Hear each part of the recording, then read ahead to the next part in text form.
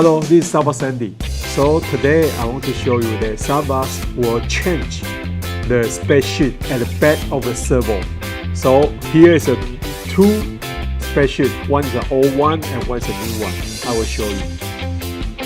Okay, after we visiting many hobby shop, and then we got a feedback from the customer that say the SAVOX, the spec sheet at the back of the servo, the font size is too small.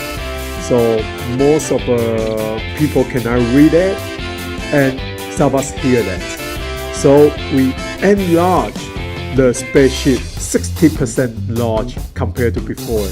And we also change the spec sheet layout. So you can see a more large servo graph. You can see the dimension. And we use the icon for people to read it. It's much easier to read. So it's a Metal Gear with coarse motors and glider use, and also it's a 21 teeth on the output shaft. We also have a QR code. You can check that. And here is a spec on the servo. So you compare to a spec on the servo, you can much easier to read compared to before. So SAVOX will use the new spec sheet in the future. So right now, for the new package, we will use a new spec sheet.